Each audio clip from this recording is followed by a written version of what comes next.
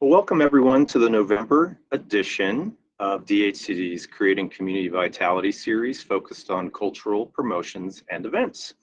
I'm Kyle Meyer with DHCD's Community Revitalization Office. Will be a co-moderator.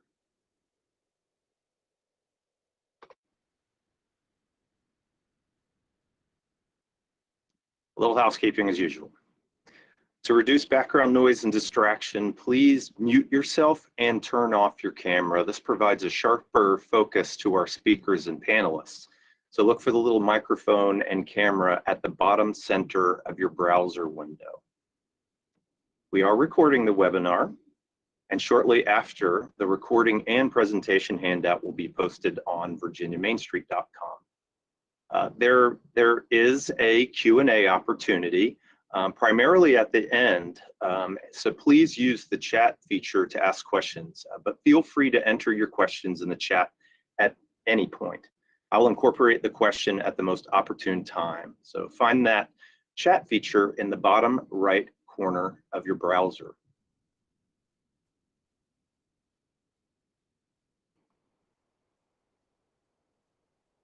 All right, speaking of, I'd love to hear from all of you. So please answer in chat. With your hometown or community that you represent professionally in mind, what is one local food-related event that is not to miss? One that represents the best of your local culture and identity. So I'll give you a few moments to enter those in.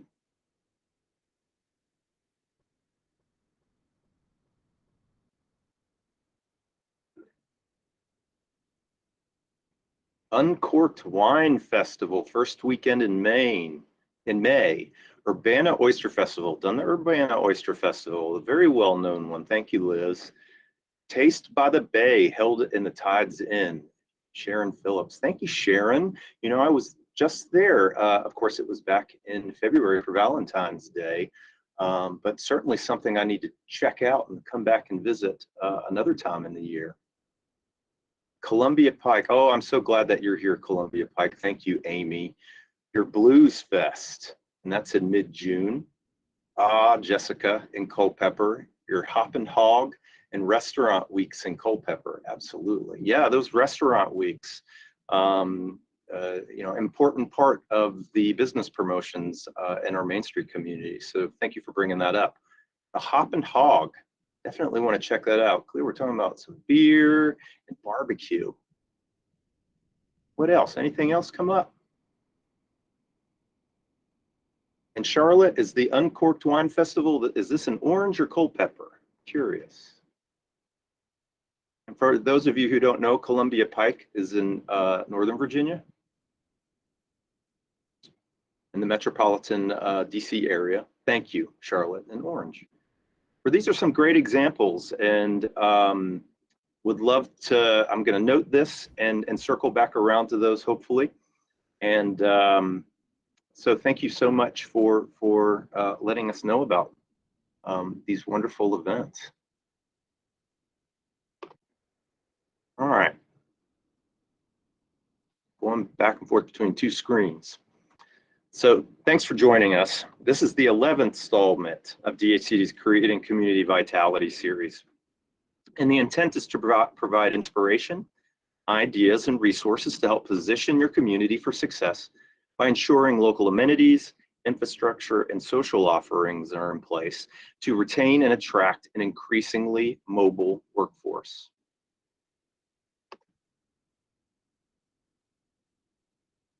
The series is organized around three key themes: identity, recognizing your community's core strengths around place, people, and the leadership pipeline; ecosystems, exploring the systems that support successful business startup; tourism, housing, and worldwide connectivity. And our third and final theme is community, strengthening public spaces that encourage interaction, inviting cultural events that celebrate local foods and history, and involving everyone to affect change.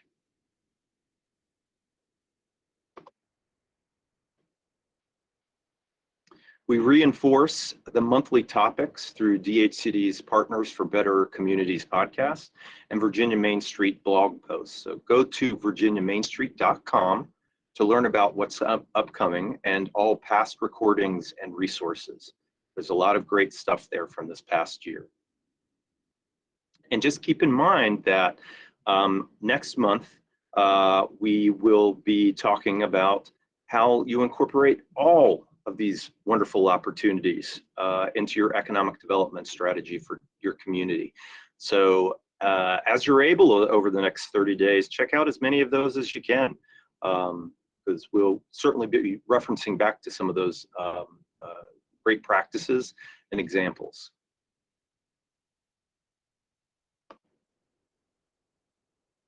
All right.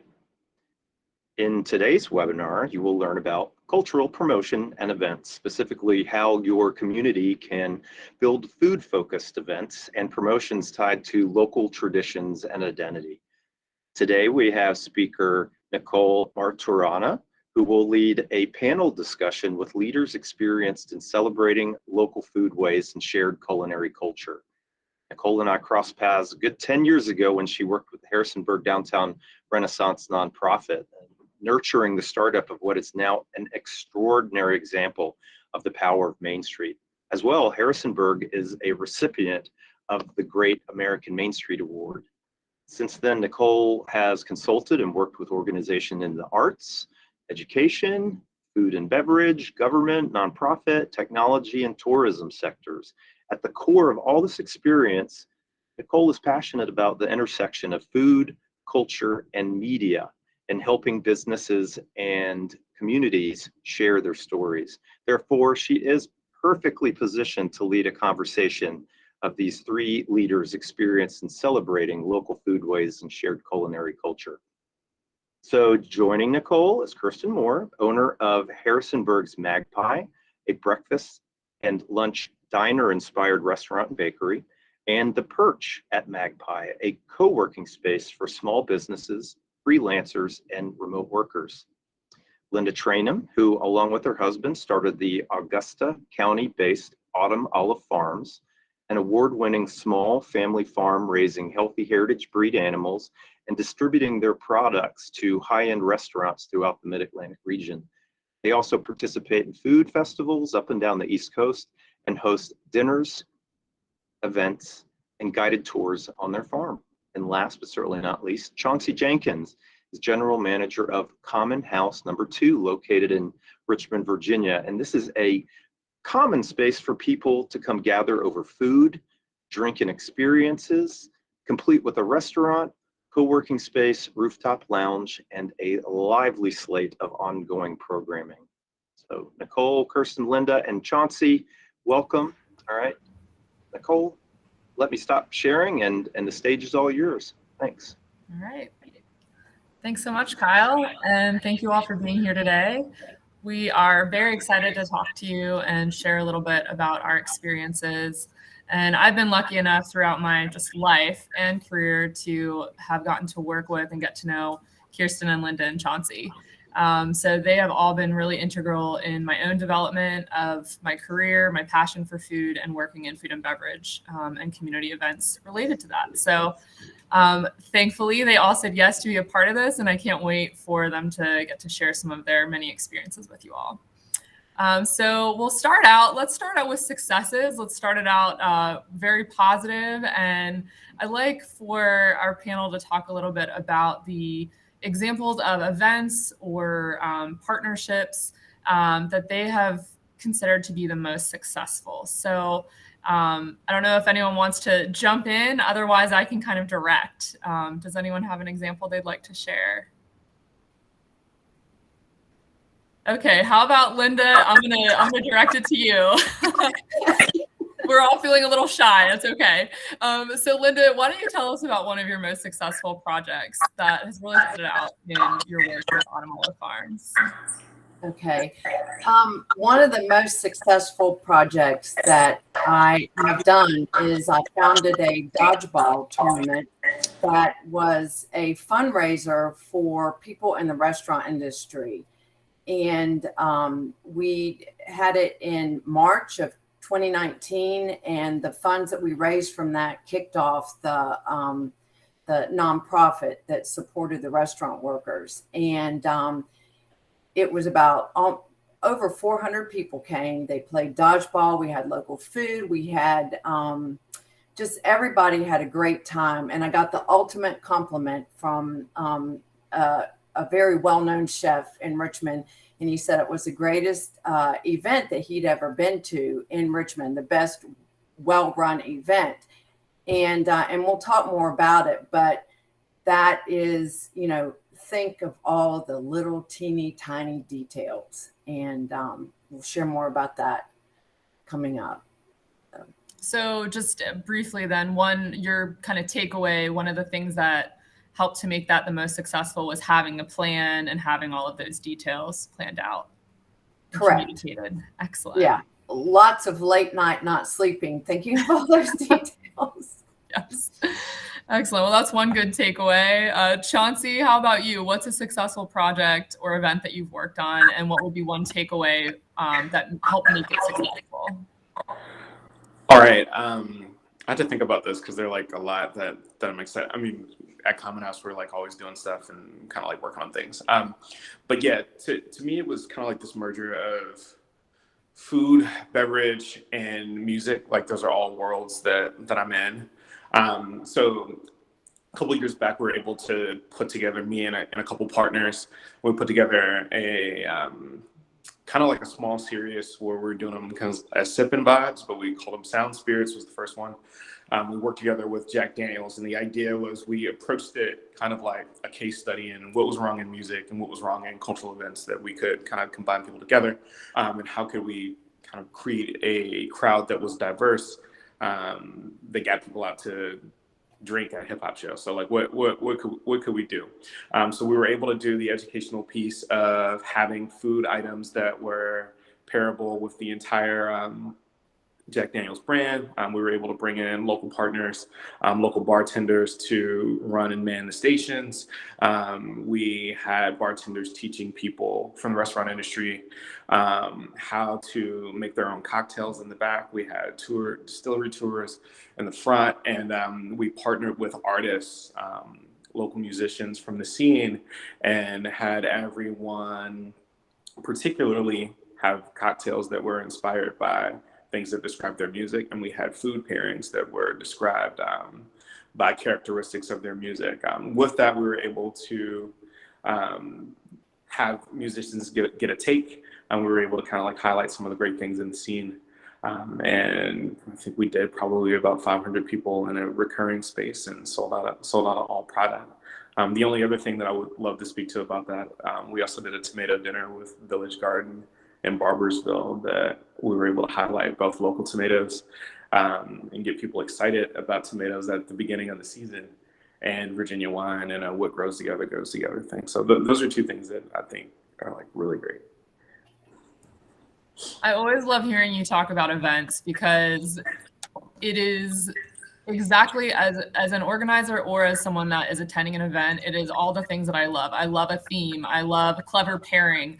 I love a cohesive experience. And that's one thing that kept standing out to me as you're talking about the specific event, is these partnerships that you developed in order to bring forth this event. All those little pieces of the Village Garden and Jack Daniels and the musicians. And how did you decide on those partners? And then how did you help develop that relationship? Yeah, I would say it's just 3 years of continuing to work together and listening. Hospitality for me, I think what makes it great is listening to people and never forgetting. The more that you are actually like listening with the intent to help and further, instead of just in your current moment, like this helps me right now. Like instead of like thinking for the moment, it's okay, if we're truly thinking about how we can develop people, it's not just about what I can do at the table. It's about, hey, I met this person one night and I can connect you years later. And maybe that's something that helps a restaurant, or maybe that's helps the next person become a somm, years later because they sat down at your table. But it's really developing those relationships or listening, and then seeing what things can be mutually beneficial for all parties involved. What can I do to help you while you're helping me? And how can we continue to grow? Because that's the true marriage here. And that's what makes culture and community worthwhile. Anything else is parasitic. Could not agree more. And I think, Kirsten, you have quite a lot of experience in trying to put those collaborations together and starting partnerships and then seeing them come to fruition over the course of time. You've not only started your own businesses, but you've created, I think, is it 2 or 3 co-working spaces now in your career?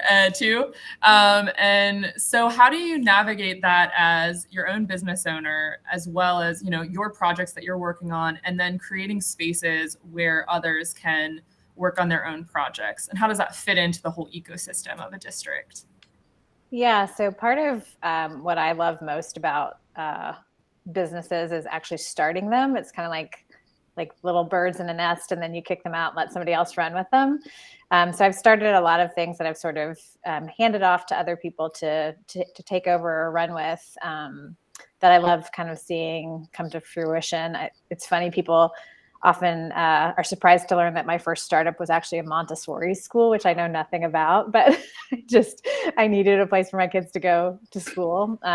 But it was just one of those things where I have this ability to sort of see the need in the community of what's missing and what the gaps are, and find solutions to those that tend to work pretty well. Having the co-working spaces, and especially the one right now connected to Magpie, it's on the 2nd floor of Magpie, and Magpie is a really busy breakfast and lunch diner that we opened last year in the middle of the pandemic. But part of the renovation that I really was interested in, versus where the other space was located, is that here is this ability for, and Chauncey has it at Common House as well, but here's this ability for people to come to have a meal and do their breakfast thing, but then also say, hey, what's happening upstairs, where all these people aren't sort of tucked away and hidden in sort of a building that nobody really knows why they need to go there unless they're invited for a specific reason. And so we opened up some staircases to make that a really visible connection between the upstairs and the downstairs. And so when people come into the diner in that front room in the bar area, there's an obvious staircase that goes upstairs to the perch, and people often wander up through afterwards and talk to members and kind of look around and think about the things that they can do. So that was really important to me, to find a way to give these entrepreneurs exposure, to create a space where we can have art and events and things that connect people not only through food, but also through their work.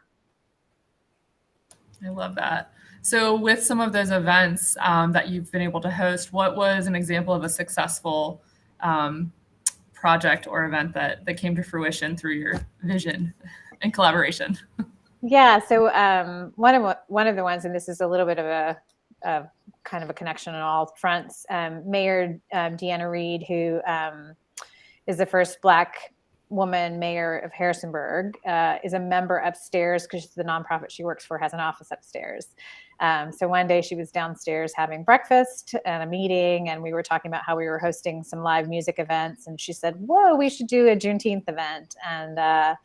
And I'm like, I'm down. And so we started sort of pulling together some players in that arena, and just really worked to connect.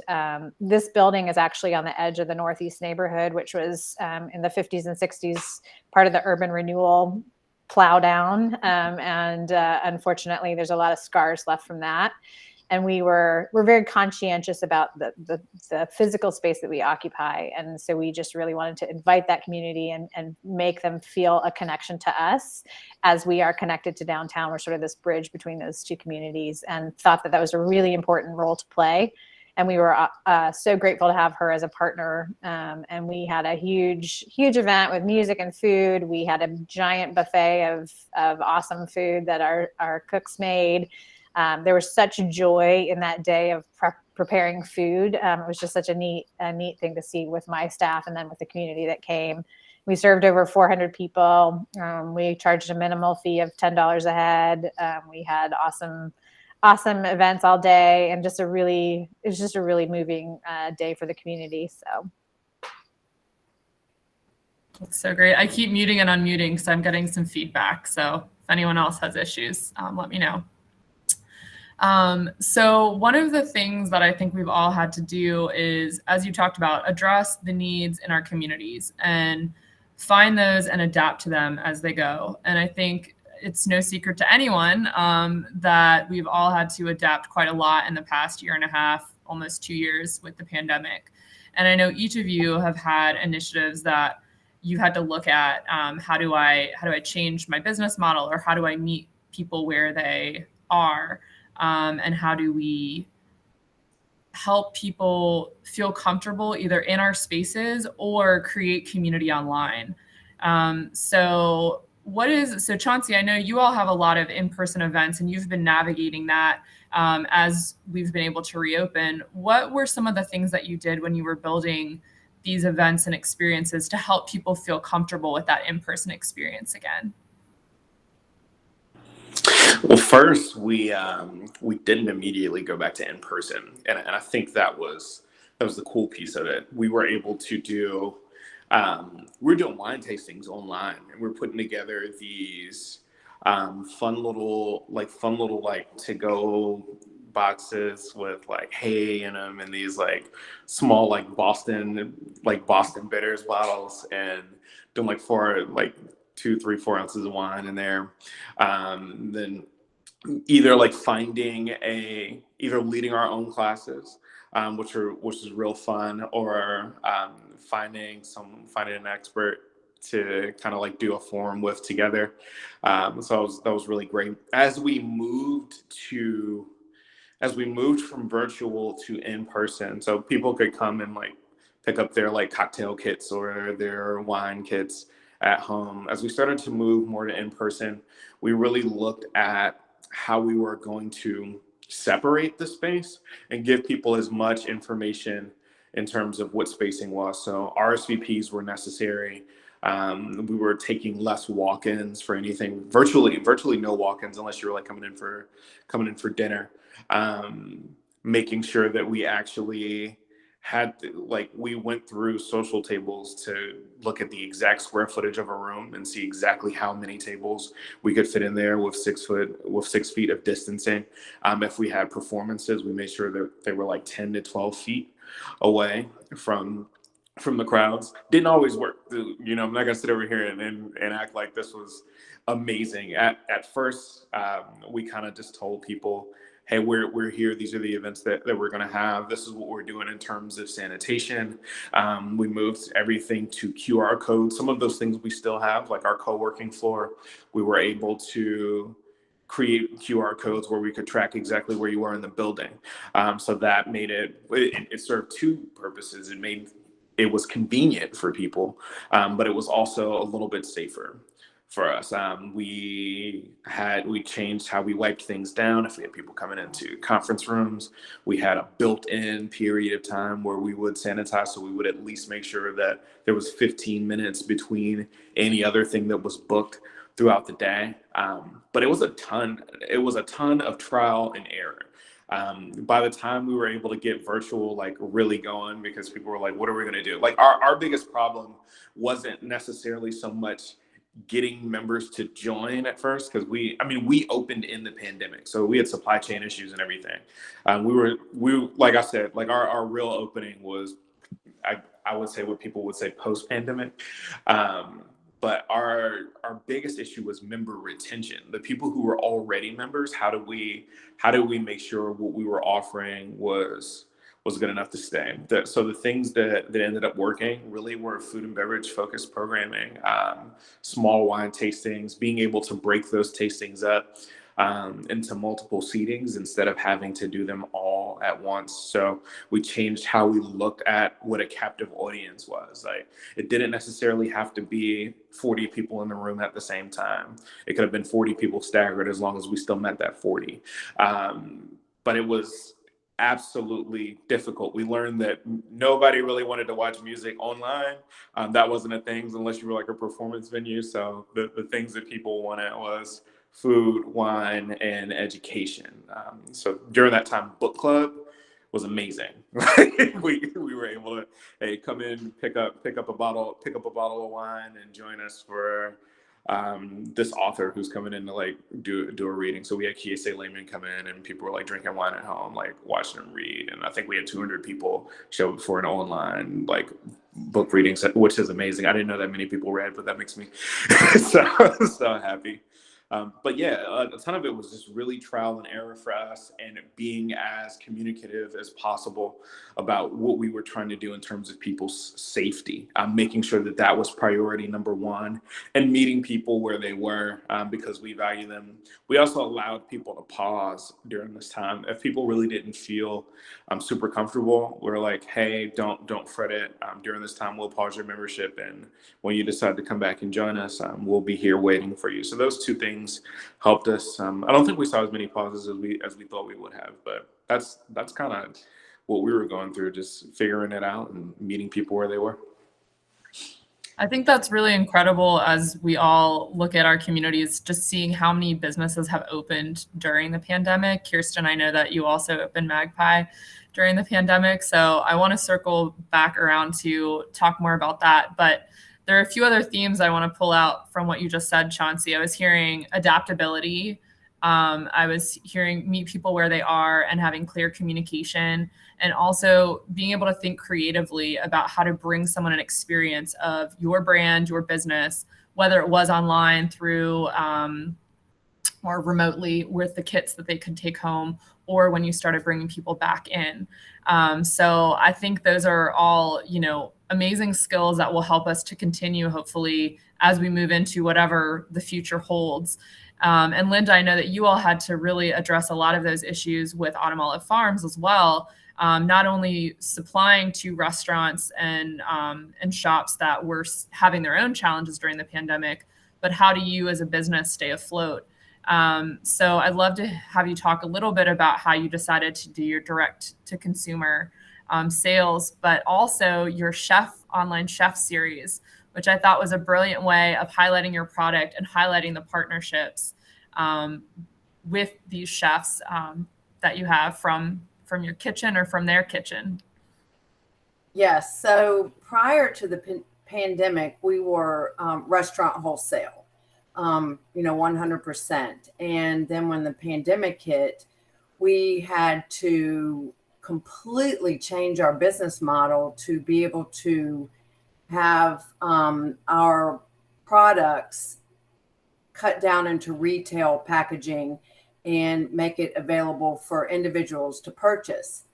And so I got to thinking about it, and I thought,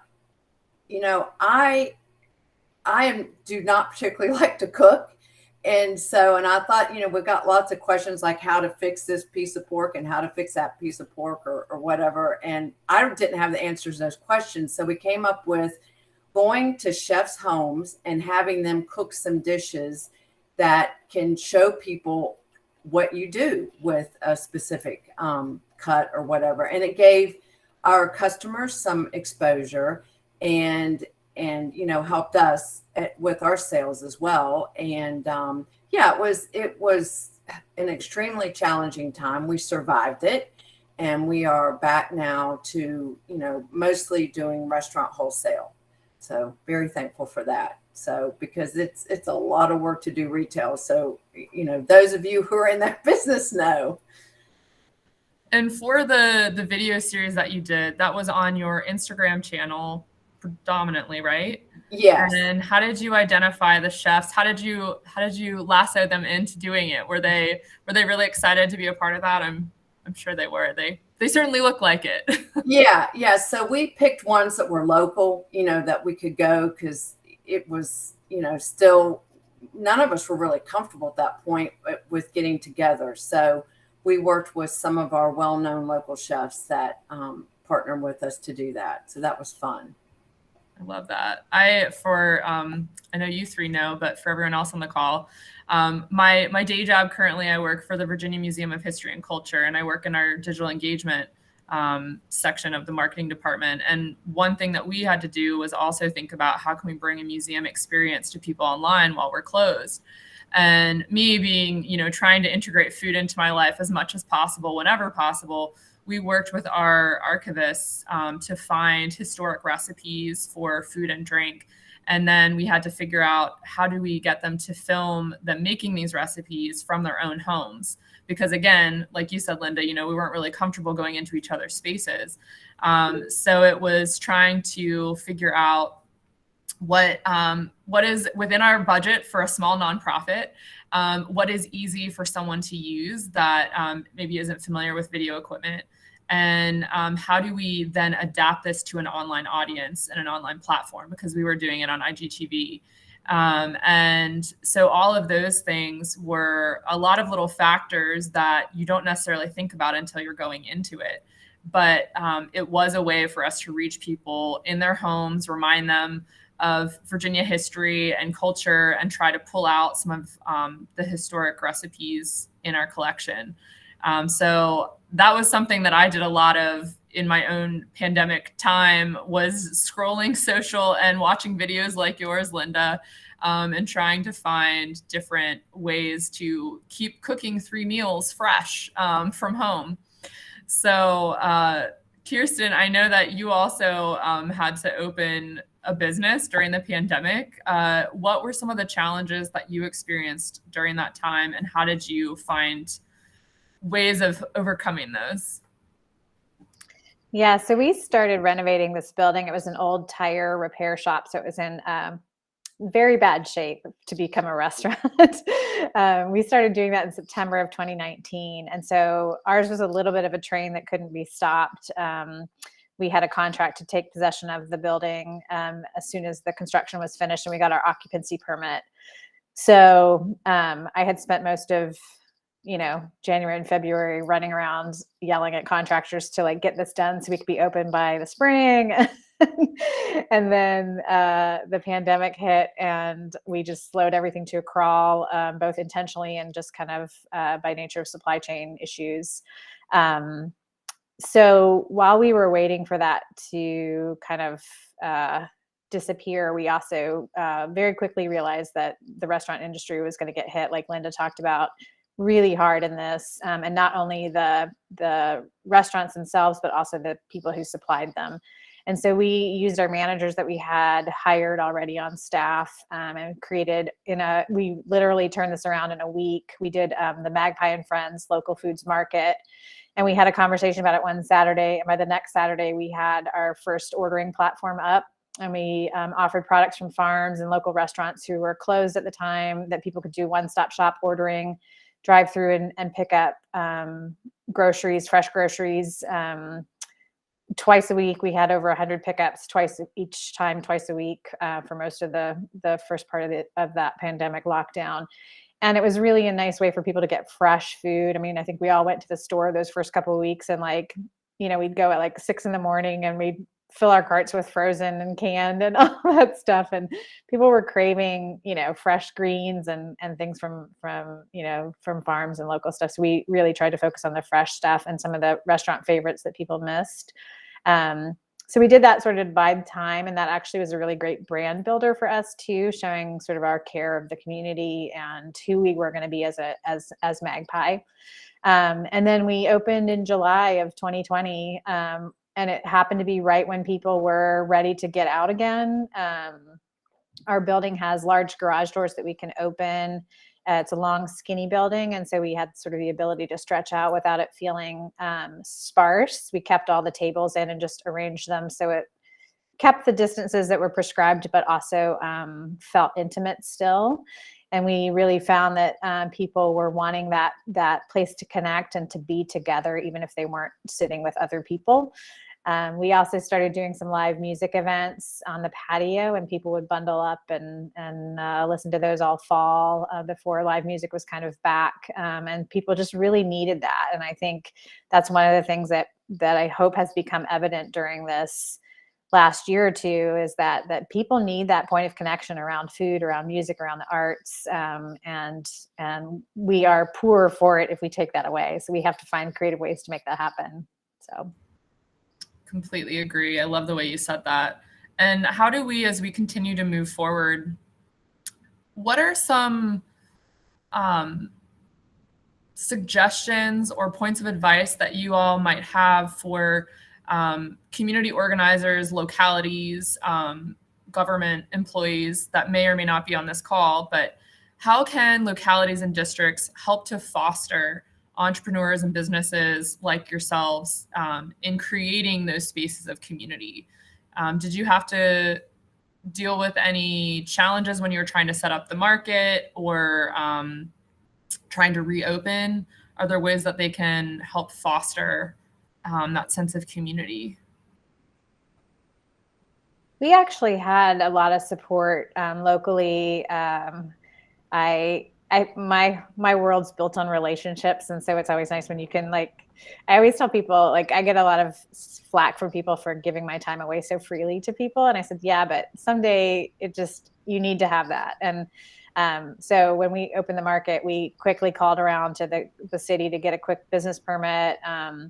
We used the Clementine Patio, which is a competitor restaurant. They were more than willing to have us use their patio. It was covered, and they weren't open at the time. We just worked through all the logistics of it really, really quickly with the city and the sort of that business permit kind of approach. So lots of support there. I also do find that sometimes the city and government and organizations and even nonprofits can get in their own way pretty easily. That it doesn't matter what you're doing and how good it is and how much your motivations are positive ones. You're always going to piss somebody off. And I think sometimes organizations and governments overthink that and they don't do anything, or they worry too much about doing the wrong thing. And I would just love people to just be a little bit more bolder and braver and tune out the critics, because that's always going to be the voice that you hear. Chauncey, I see some big nodding. Do you have any thoughts to add? Yeah, just like Kirsten was saying, a lot of our stuff was based on a lot of my business is based on relationships. So I think I talked to every senator that you could talk to throughout this, anybody that we could talk to. Virginia ABC was probably like the biggest thing that everybody was like, all right, cool. How can we get these guys on our side? So we finally were able to get to the point of to-go cocktails. But Kirsten is exactly right. Slow response times in a pandemic doesn't help, because week by week, people were losing. The difference between a good weather day and a bad weather day in 1 week is the difference between a business staying open and a business closing. And it is very much that. And businesses we don't have the luxury of explaining all of the things that are unfortunate with us to our everyday clientele, and nor do they necessarily want to care or care to hear about it. And I think a lot of what happened was a brunt of decision making fell on business owners that I think there were government bodies that had the opportunity to have made very quick, strong decisions about.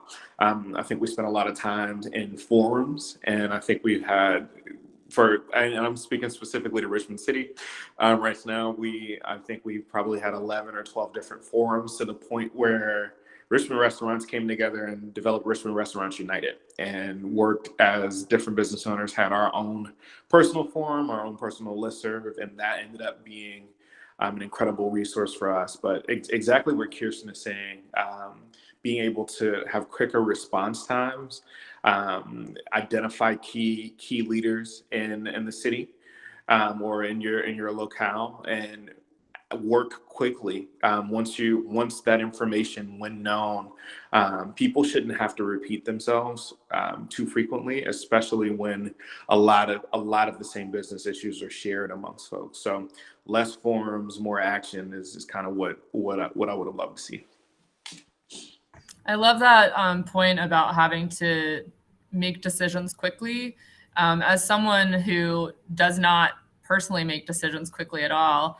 I can imagine how that can be challenging when you have a whole system you're trying to run. But I also love that the restaurants were able to join together and create this organization that was working together for a common goal and trying to push forward. Sometimes you have to adapt quickly. Sometimes you have to make a decision quickly, and you continue to adapt based upon what happens from those decisions. And this is also reminding me of a conversation that Linda and I had recently just about having a plan.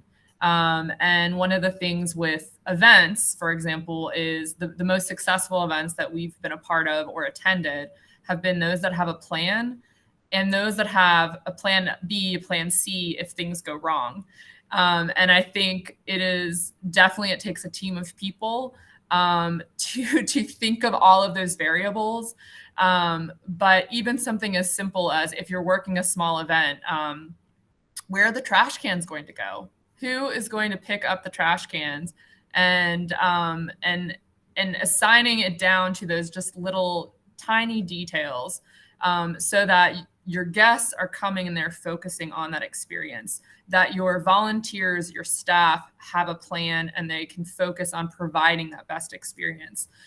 So I think that then having that plan allows people to make decisions in the moment when things don't go maybe as planned.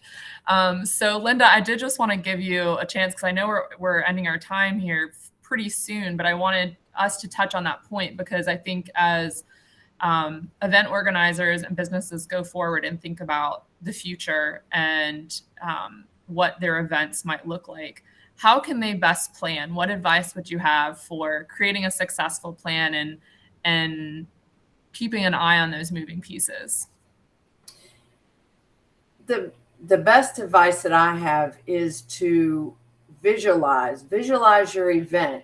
I mean, literally from the moment someone pulls into your parking lot to them walking through your doors to, going to the sign-up table. You have the wristband. What do you do with the piece of trash from the wristband? Have a little cup there to put it in. I mean, just all the small little details. I just spend a lot of time visualizing people walking through, how the traffic's going to move, where they're going to get their plate, where they're going to put their plate, and those types of things. And the other thing is, volunteers are just essential to any event. And preparing your volunteers is, I think, the most essential part. I mean, I have been to events where we showed up and there was no plan. And they never thought about the person walking in the door and how they're going to sign in and how they're going to do this and that. And then as a volunteer, it stresses you out. And then, it makes for a difficult time. And then, no, I will not go volunteer at that event again because I had a bad experience. So my thing is to just really think out those details, plan it, have like Nicole said, a plan B and a plan C, because you more than likely might have to go to those. And prepare your volunteers, have specific jobs for them to do, specific times for them to do it. And then also do something for your volunteers. If you could give them a meal, give them a meal or if you can't, give them a discount. And then I am a handwritten note, and I wrote handwritten notes to each of the volunteers that came.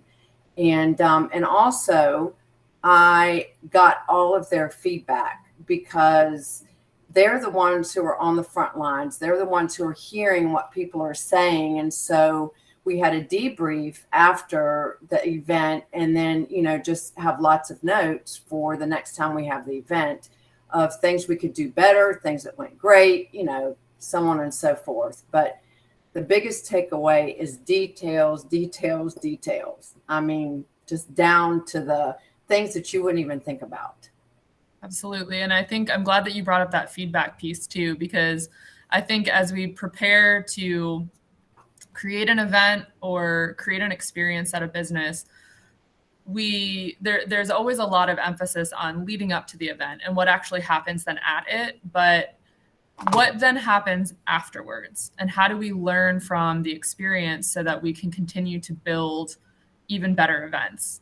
And that also, I think that place for feedback, I think that does tie back into what Kirsten and Chauncey were saying in terms of working with local leaders and trying to, have action taken. I think the more opportunities for feedback, the more you can then create a strategic plan of action to move forward.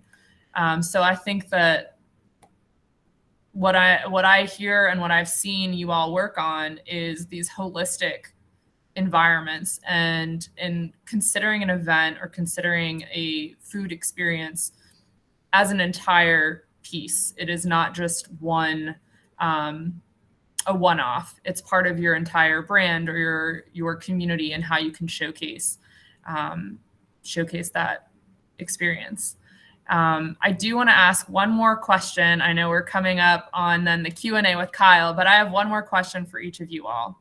And that is, as we look forward, what is either a project or a business or a festival that you're really excited about? I know at the beginning, everyone in the chat was talking about like their favorite food festivals or their favorite event that they've been to. But I'd love to hear from you all. What is something that you're working on or that you have attended and has really stood out to you as an example of food and community and telling the stories of Virginia's food culture?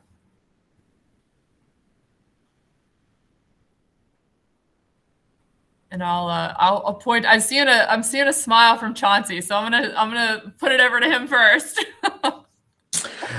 I like Black Restaurant Week, but more than Black Restaurant Week, Second Street Festival, and I think that it's great because it's an extreme highlight of. Kirsten was talking a little bit about this earlier, but what happened in terms of like renewal project, like urban renewal, and kind of like going there, particularly Jackson Ward being destroyed to like build the interstate, right? In Richmond, for everyone not familiar, this is Jackson Ward neighborhood of Richmond. An amazing Richmond. Place.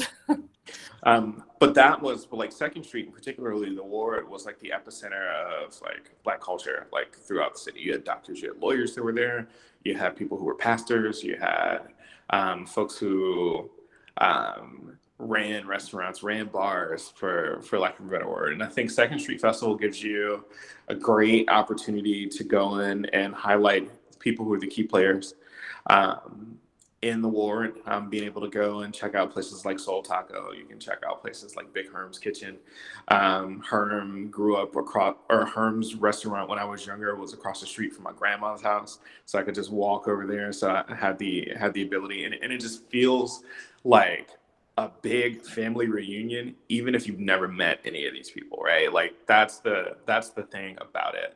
And I think it's beautiful because I think there should be more overlapping within the city, depending on it. And I hate to use like the term like, oh, this is a cultural festival, and it is, it truly is. But it's just something where it's like, this is one part of the city that you should come and hang out in and check out, and you should go over here and do the same thing. So like I want to go to the Greek festival, hang out and have fun, I want to do the same thing at Second Street. But it feels like a big block party that was a whole family reunion, and I love it. And in the middle of that, you got people singing, you might have somebody out there playing the buckets at the same time, and then you just see somebody walking up and they just start doing poetry about a guy who's playing the buckets, and it all just kind of feels like it should be happening in the first place. And I think that's what's most random about it.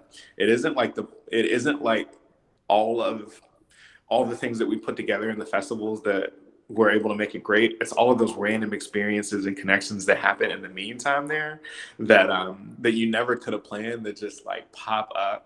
And it just creates a moment, right? Like that's truly like what I look forward to every year. You just meet a random person and y'all find out that y'all are related like 4 or 5 generations down the line, and y'all hate the same cousin. Like it's like super fun. I think that's a beautiful example. And if anyone hasn't been to the Second Street Festival, you should definitely check it out. I got that feeling, like you said, Chauncey, of that you're at this giant family reunion block party, And it's a great opportunity to get to learn about the history of that district and to celebrate its revitalization, to talk about the painful history and then to talk about a, wonderful future that is in progress. So I think that's a great example. And what you also said about having, you're creating an event and you have the goal of these are the experiences people will have, but that there's also this space for the magic that you talked about, the magic where people make their own connections, they make their own memories, they learn. And I think that's what actually sticks in people's minds. So I'm really glad that you brought that up. Kirsten, how about you? What's an upcoming project or event that you're excited about? Well, I always have projects. One of the things that I was involved in before the pandemic, we started in 2016, I think, was something called Sub Rosa Supper Club. And it was this secret pop-up supper club where we had a 30-seat dinner party, and people bought tickets only knowing the date. They didn't know where it was, what they were eating, who was going. And you could only buy 2 tickets. And the idea was that you would not get a whole bunch of people to go, but you would take a chance and go to these fancy schmancy 7-course dinners in these crazy places like on runways and shipping containers and Pilates studios and car garages, all kinds of cool places that we found to do these dinners. And they were themed dinners, but you would go and you would take this chance in meeting new cool people and discovering a new cool space in a town that you didn't know existed. We spun that into an event called Downtown Dinner Party for Harrisonburg Downtown Renaissance as one of their fundraising events. And we did it for 2 years before it took a pause during the pandemic. And what we did was sort of capitalize on some of those same elements. Like, how do you get all these people in a space and you totally transform it? We took the farmers market pavilion and just turned it into this amazing over the top space like people had never seen before. And we pulled the chefs out of the kitchens and we put them behind tables there to do sort of these awesome little tasting stations where they could interact with the people and really have this engaged experience for people around food and community. We had to pause that for 2 years because of the pandemic, but I think it is coming back in full force next year. So I'm looking forward to seeing that happen again. So that's very exciting. I'm going to make it back to Harrisonburg one of these days to be able to come to that. So I always watch online and see all the photo albums. So I'm very excited to hear that's coming back. How about you, Linda? What's something coming up that you're excited about? Looking forward to connecting with our customers again through dinners. We actually had one of our customers, Saison, there in Richmond, brought a tour bus and brought their entire staff. And we had a great time here, showing what we do. And now on Monday night, they're going to prepare dinner from all the places that they went on tour. And so we're looking forward to getting back to those types of things. It's been way too long. That's awesome. Yeah. I've loved visiting the farm, and so I'm glad that others will get to visit it again soon as well. Yeah. Well, I'm going to turn it over to Kyle. I know he's been keeping an eye on the chat and see if we have any questions from the audience. Oh, definitely. And so I have colleagues texting me. I've got my own that I've written down. There's a few from the participants, and I encourage those of you to please use chat and enter in questions. We'll see if we can get them in there at this time. But since we're talking about the future and things that we're excited about, a really good question came up about: is there a void in the food events currently happening around the state, and where do you see opportunity for the future? So I think we're looking at, hey, with the market changes that have happened, what are some things that are opportunities that maybe we haven't seen happen yet? I can speak a little bit to this because it's one of the things that I'm passionate about and a lot of the things that I'm working with. But people of color at these events, like it's crazy, and it's like really, really wild to me that it doesn't happen. So a couple things that I'm working on. I'm doing my own series of pop-ups called Champagne Room Recess, and we're gonna invite like people that are all over. It's kind of like all over the state. We're taking over people's apartments, and we're doing a different champagne house in each apartment, or like in each room of the apartment. We're gonna have food that's inspired there, and the juxtaposition here is that I'm like, I only want rappers to perform like in the living room, and it's like rappers and R&B singers, and it's just like this is crazy. That it's like I go to like all these like great poetry events, and I never like get to see that diversity there. But the other thing that we've been working on is expanding the story of Shaka One. So Shaka One is a Black-owned Richmond or a winery that's like kind of a partnership with Veritas in the state. And what we've been doing is small tastings with key features to talk about what's going on with diversity, equity, inclusion in wine. I work on a kind of like a wine nonprofit that's focused on developing Black Psalms or like Black Indigenous people of color, called the Verasian Project. So we've been working with small groups as well to provide that education. But with Shaka, we've done everything from tastings with the Martin Agency to tastings with UVA, and we're just kind of keeping and expanding the project to like show people exactly like, hey, we're looking for equity at this particular piece. Like, how can we increase representation for people that look like me or like people that are around me?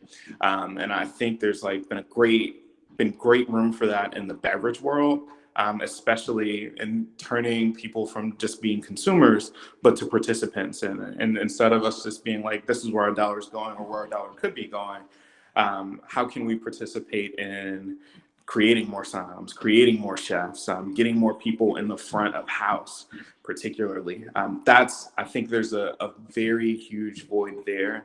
And I think what we've seen from it is folks do like a couple events to say, hey, this is our one cultural thing this month, and that's it. But a continued commitment to saying, hey, these are the partners that we're going to work with. If we're throwing a festival, like these are the chefs of this particular background that I want to work with, and making that a consistent thing, instead of, hey, I'm going to do this for Black History Month or Hispanic Heritage Month, right? Like, what can we do continuously? Because that community doesn't just stop for 1 month. So those are some of the things that we've just been kind of like brainstorming and seeing, like, what are the problems that we're facing? If you find that, hey, there aren't enough chefs that are here, okay, how can we create more chefs? If we find that there aren't enough somms here, how can we create more somms? How can we create more bartenders? And what are we doing to fill in that void so that when we start planning events and festivals, like just like Linda is saying, the plan starts well before exactly what we're going to do. Like, what is the root of the problem? And that's where the plan starts. And let's start developing there.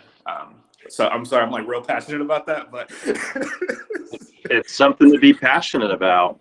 I know that a lot of our nonprofits that we work with are a bit apprehensive only of say reaching out to other communities of color, only because they feel this sort of sensitivity to being too intentional about it because there is a need.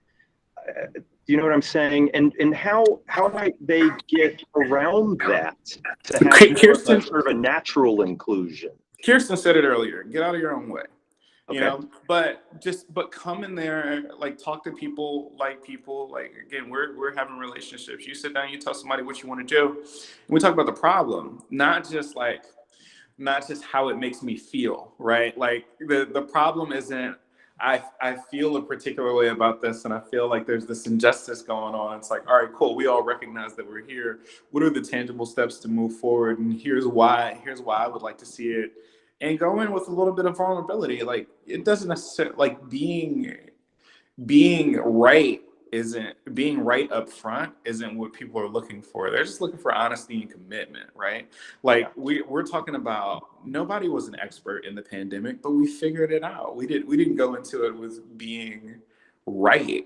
We went into it with wanting to win. And if you go to the table with people and you tell them that you want to win and you're really on their side, like the consistency will speak for itself. It is the inconsistency that causes people to like really say, are you going to be here just for right now, or are you going to be here for forever? You know, and that's it. Yeah, and that's a great point in the vulnerability side, to be humble, to recognize that we're all figuring it out as we move into the future. So thank you for approaching that.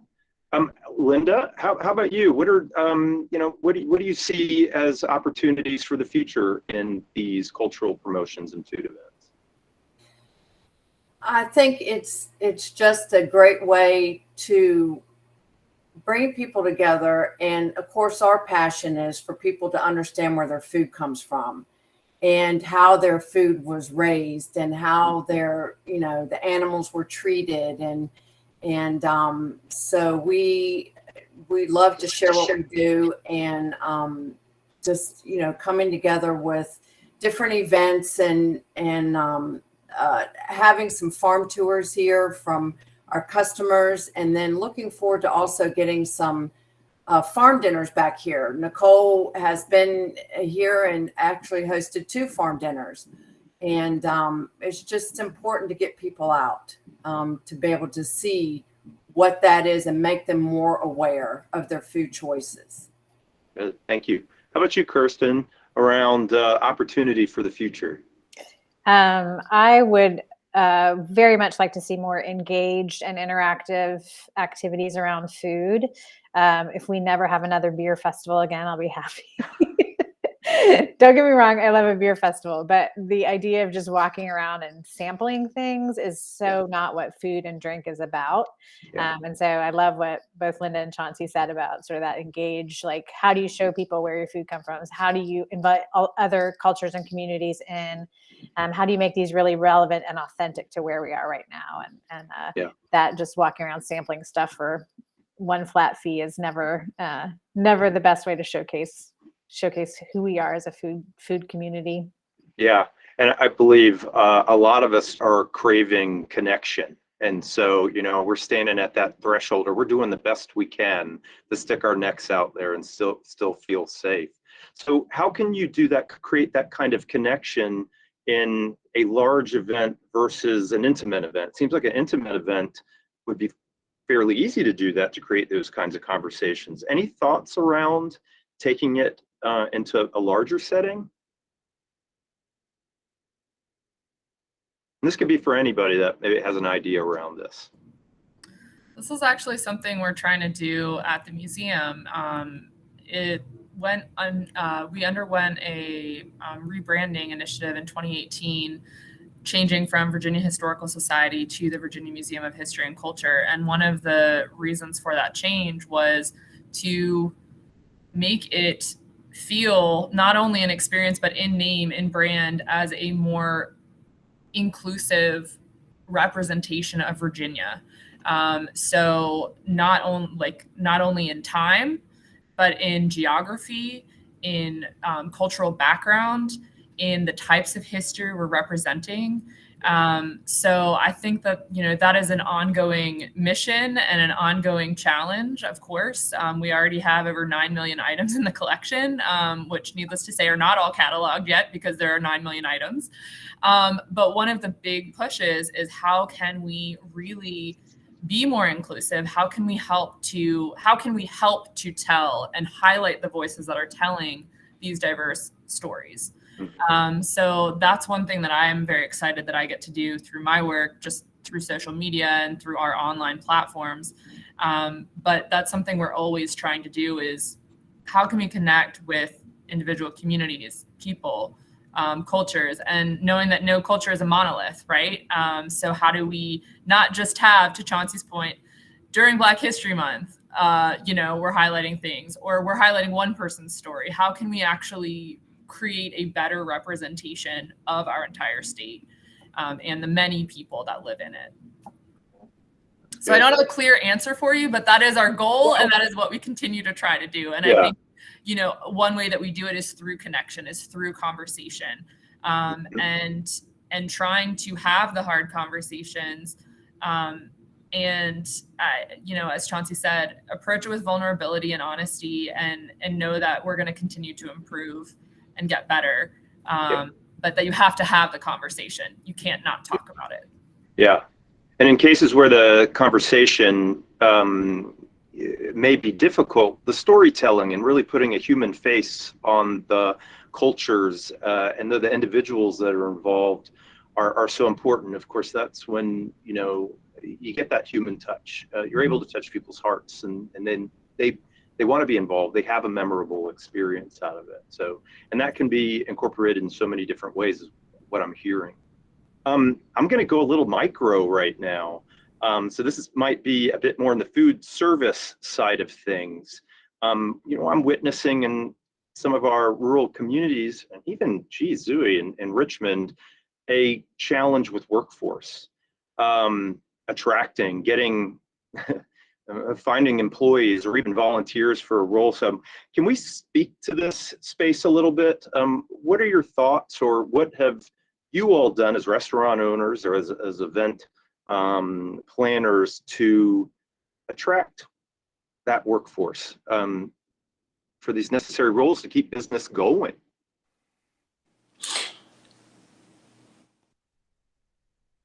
Are you thinking, Chauncey, you about to say something? You go, or I'll go. Or whoever, yeah. I think Kirsten was going to speak. So one of the things I used to be a food writer, and I have never ever worked in a restaurant or owned a restaurant before opening Magpie, and it's one of the more successful enterprises in the restaurant industry around this area right now. And one of the things that I benefited from was not knowing a lot of how things are typically run from a restaurant business perspective.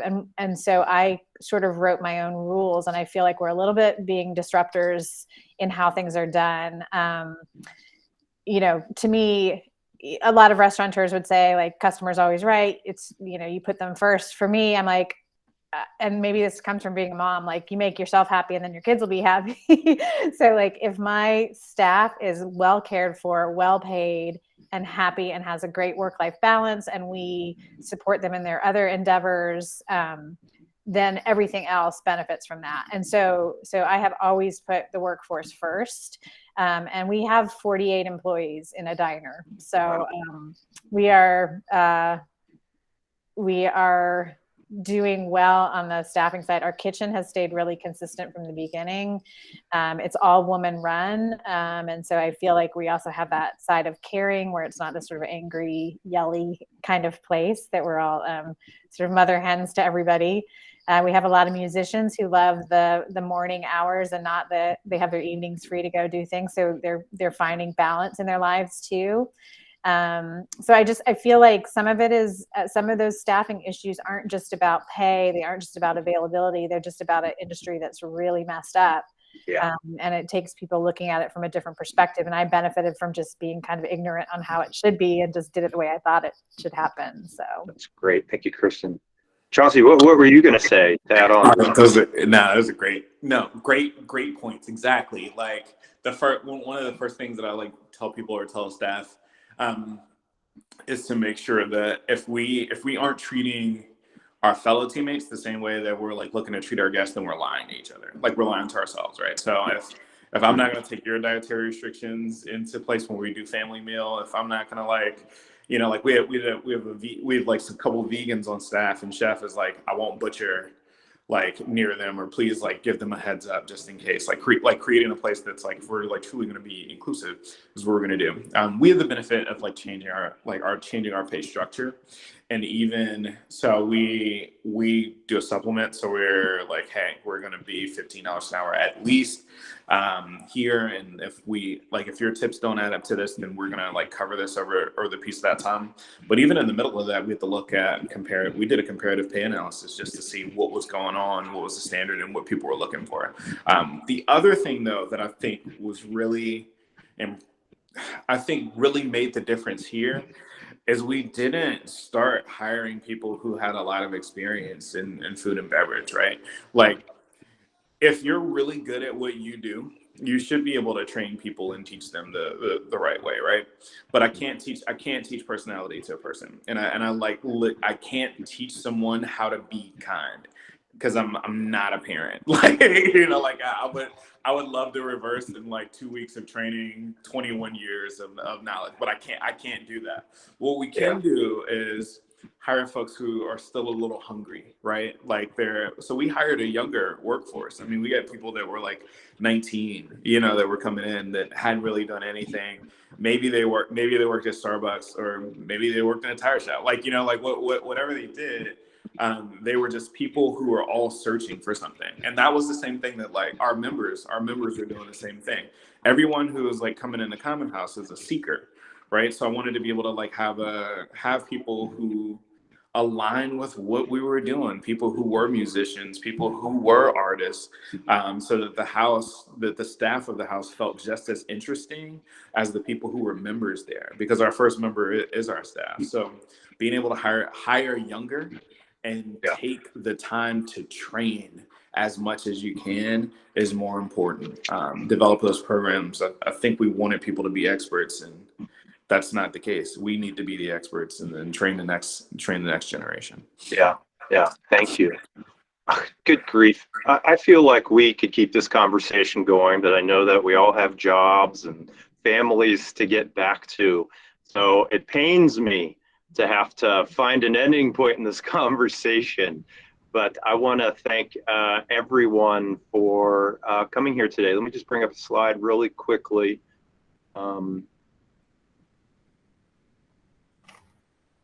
Then I'm just going to do a quick closeout. There you go.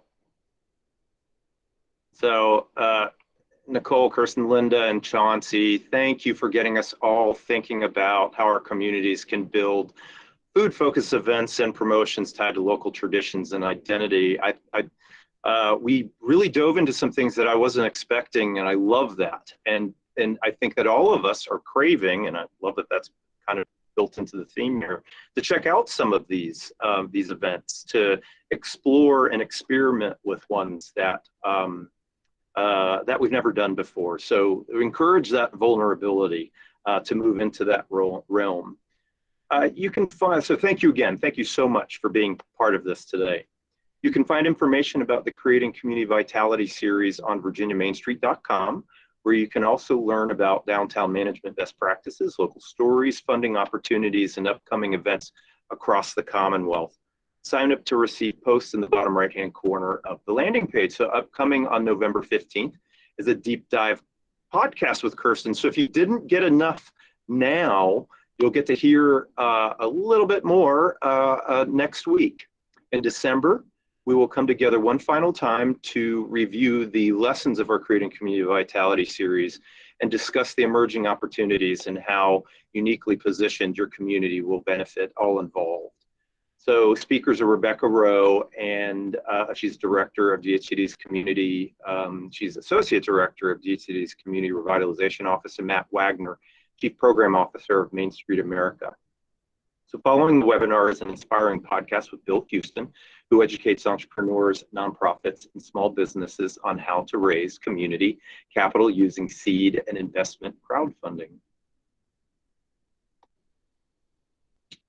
And then lastly, if you have any questions, please reach out to DHCD's Community Revitalization Office staff. Contact information and tons of community building resources are available on the DHCD website and Virginia Main Street blog. Hyperlinks are active in the webinar handout. So thanks again, everyone. Be well. And speakers, what a wonderful, wonderful experience this was to hear from each of you. And I hope that we can cross paths in person one day soon. Thank you so much. Everyone be well.